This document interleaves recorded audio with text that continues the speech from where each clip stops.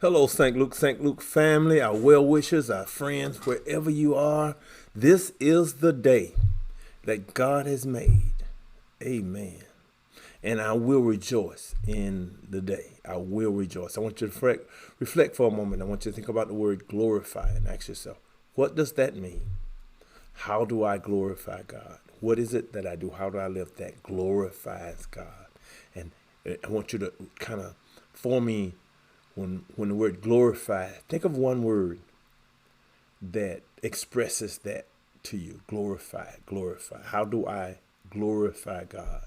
How do I glorify God? And the next part of that is how do I give God the glory? Amen. We use these terms. I want to start thinking about these terms. What does it mean to glorify God? What does it mean that I give you the glory, God? And what does it mean that we glory in God? Amen. Okay, yeah, let me do it again.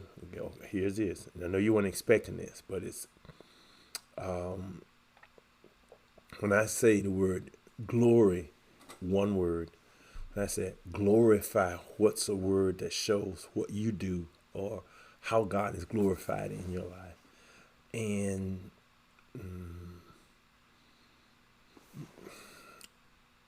giving God the glory, what does that mean? Giving God the glory. When I say I give God all the glory, the honor, and praise. Hey, it's announcement time here at the St. Luke Christian Church in Huntsville, Alabama. Pastor T.C. Johnson, and we're gonna do our announcement. We're getting ready for word and worship. A short word today in midweek to hope encourage you and help you to make it to the end of the week. We're still in a pandemic. We're still not paralyzed, and we're still not parked in our prayer or our praise. Amen. God, I'm going to bless you anyhow. Listen, it's announcement time. Let me get to them so we can get to this word. We thank God we have an opportunity and a way to come and be together. We're still dealing with the coronavirus. I noticed the numbers, though they're lower than we were getting a month or so ago. The numbers this week in Madison County, we've added about 322 within a week, if those numbers are correct, about 322 to now total cases of 52,000 in the county, 52,400 in the county since last March. I think that is what this captures, 52,400 in Madison County. That's a good percentage of our county. I'll give you that percentage next time around. Since last week, 10 of our citizens have died. Our fellow brothers and sisters, our fellow Madison County and Huntsvillians have died. 699 is the record on those who died of COVID-19 in Madison County, Huntsville vicinity. 699, 10 up from last week. In the state of Alabama, we are up in cases by 821,000 to 821,000 cases to 827,000 cases. No, it was 815.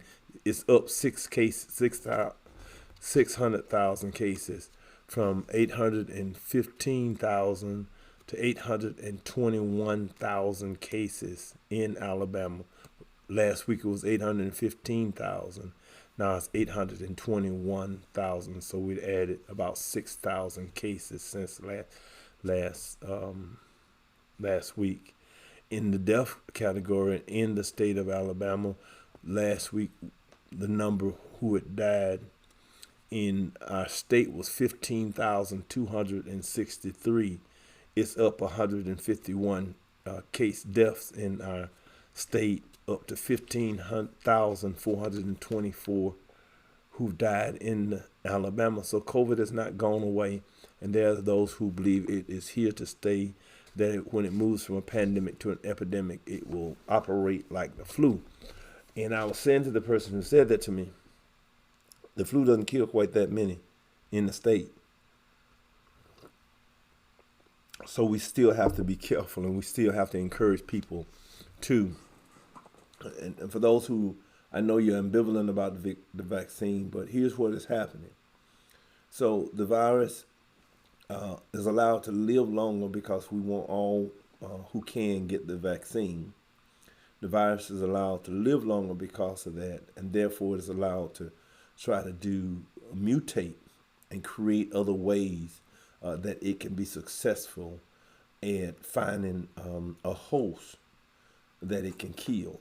And it seems to be killing those who have pre-existing conditions, even though some of them have been vaccinated, like the late General Powell at 84, totally vaccinated, but other complications. And so it's not a 100%, but the virus is going to it's dependent on those who don't take the vaccine, so that it can get an opportunity to mutate into a different form and attack. So working together, we could get rid of the virus. But since there are so many who are ambivalent or who are just don't want to do it for whatever reason, let's continue to pray for them, because they think this is not. They think there's something wrong with the vaccine, or they think, some have said to me, I just don't want that in my body. But mind you, COVID wants your body not to have it, so it can get in your body and work COVID's havoc on you. But anyway, so I'm encouraging you. I'm getting ready to take my booster, even though I don't feel like I need it. I'm going to take it anyway. So let's not let our guards down. In the United States, there have been 45.6 million cases. That's up by 500,000. And we're up by 11,000 deaths, from 728 to 739,000 have died in the United States. And in the world, we're getting close to 5 million fellow human beings have died of the coronavirus. So that's the announcement on the virus. Continue to take care of yourself, to do those things you can. I wear my mask in places crowded or otherwise,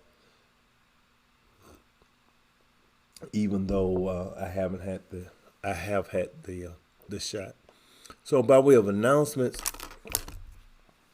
let's I want to remind you of those of you who have loved ones you're not sure of.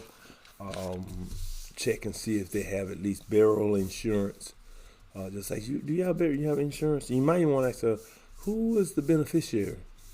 Because I get a lot of cases with insurance where the beneficiary don't want to participate with making the necessary arrangements for someone to have their last rites.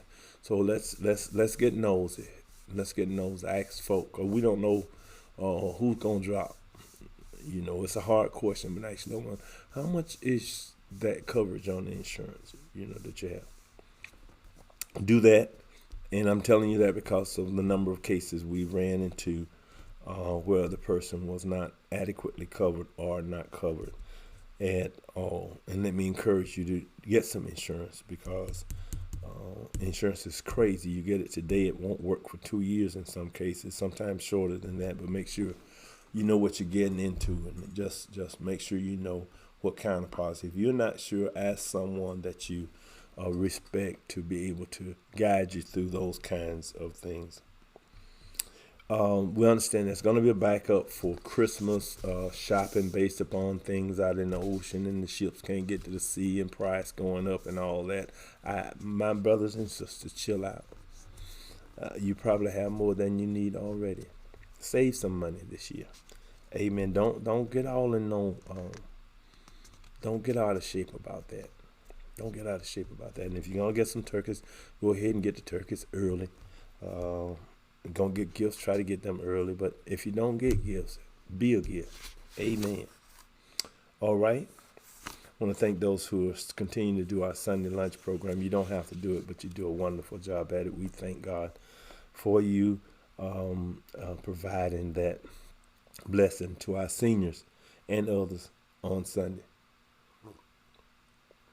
I'm fighting I'm fighting something that tries to mess with my voice there in my bronchial area. So let's remember Brother Mingo Ponder, Sister Michelle Woods, Brother George Thomas, Sister Brother Charlie Burris, Charles Hall, Mother Willie Ellison, Sister Mother Patricia Flowers, Mother Floorman, and all our seniors.